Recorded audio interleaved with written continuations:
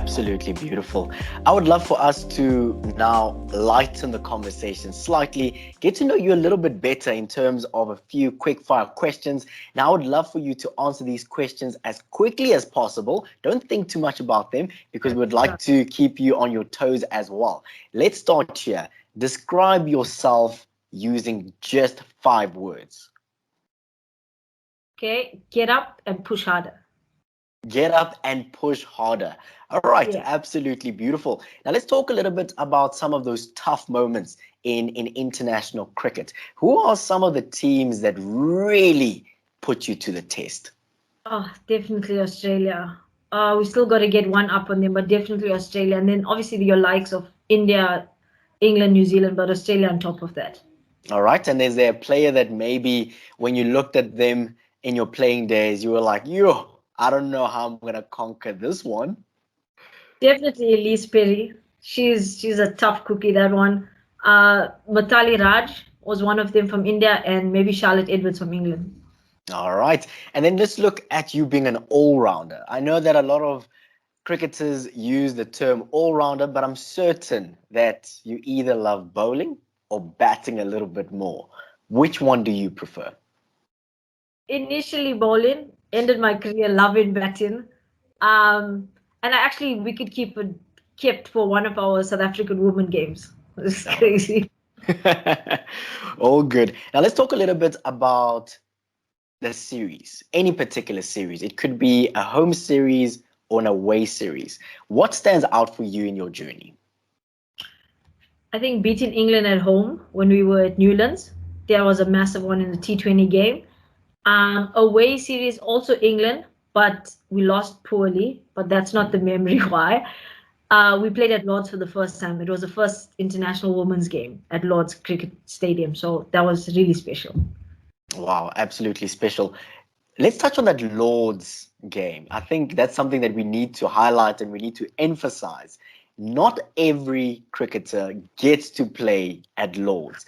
That's like some would say the mecca of cricket. How was that experience? And also, to me, it's one of those things of when you walk onto the field, what actually goes through your mind? It was absolutely crazy. I think just the thought of that we're going to be playing at Lord's was, I was like, what? It's like sort of, when you're in a dream and you're like free falling and you can't stop yourself. I promise you it was something like that. And as we get to the field, the long room, the change rooms, it was just outstanding. You just feel like you at Buckingham Palace, honestly. Like you just feel like you in proper prestige.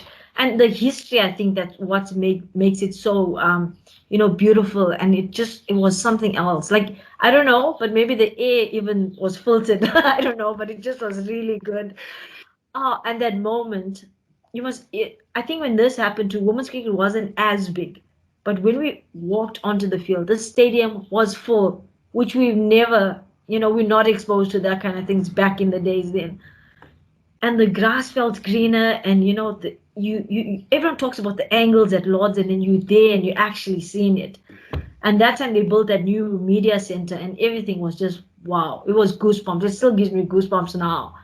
It was an incredible feeling.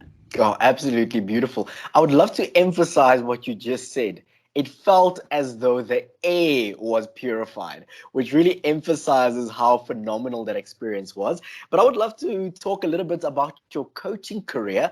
Now, everybody in terms of the coaching world has their own coaching style. What's your coaching style? Are you a little bit more aggressive? Are you a little bit more soft and gentle? How do you approach the coaching world when you work with the young ladies?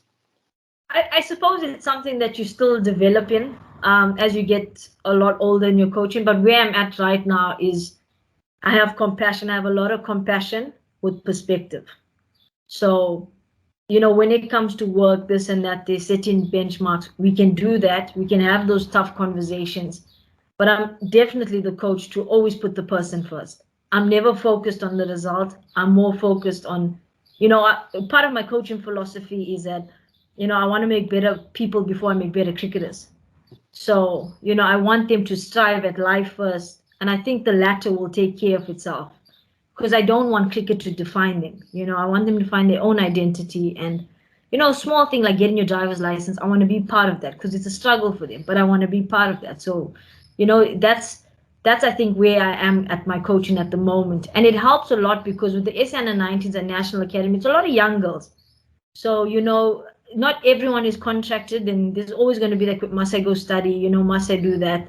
So I say, let's just concentrate on being a good person and getting the necessities that we need in life first before we start talking that. But I do place a massive emphasis, obviously, on player growth. So I'm not going to say performances, but just I always focus on 1% better. So each training session, each match, whatever it is, we've got to strive for 1% better. The rest will take care of itself. And when you move up to the high performance pro chair ladies, that's a different culture you'll be part of. Absolutely beautiful. Let's talk a little bit about building for a tournament. I think it's something that we hear so often in sport, that it takes 4 years to go to the Olympic Games. And I know currently at the moment, we are currently preparing our under-19 ladies for the first edition of the under-19 Women's Cricket World Cup. And that will be taking place in 2023. In terms of the process, how are things going thus far? Look, I'm not going to shy away from this. COVID's obviously put a spanner in our works, and, it's a world pandemic that's obviously shocked the whole world. So in terms of getting our processes, structures, everything that we had planned for it couldn't take seed yet. So we're hoping to run our national weeks in December, where we can create a high performance team of ladies. But now, since it's moved to 2023, my main focus will be our under 16 girls. And that's going to be an important filter for the 2023 World Cup. And here I've got to commend Cricket South Africa. My pathways manager, Mr. Edward Khoza, he said, you know what, we're gonna invest in this year. It's not going to be a budget thing. Give me 20, 30 ladies. We're going to put money into these girls, into their growth, and let's see where we get to. In terms of consultants, whether it's extra lessons with coaching, we want to help your team. And that's what I really love about Cricket South Africa at the moment, is that, they also showing that care factor, which is really important for me. That's part of my coaching. And now they sort of complementing my personality and my coaching style to help these girls.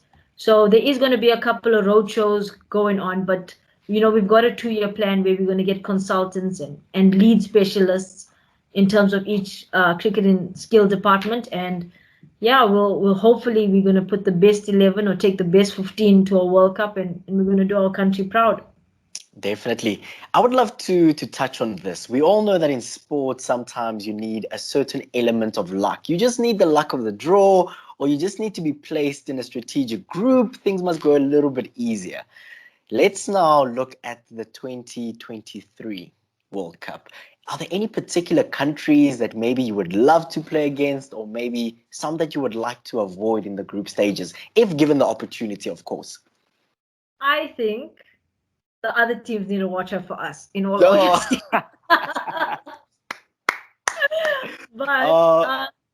yeah, I suppose obviously your nations that had an under-19 team for much longer years before this, and that's obviously your Australia, England, and I see India's got a good under-19 setup, but they should watch out for us.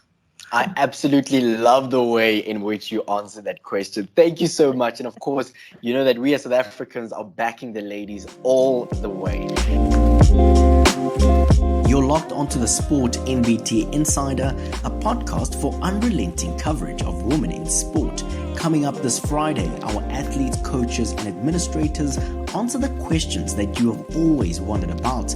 If you haven't sent through your questions yet, just slide into our DMs, tell us your name, where you're from, and leave your questions, and we will make sure that we ask them. Keep it locked onto Sport MVT, where we celebrate women in sport.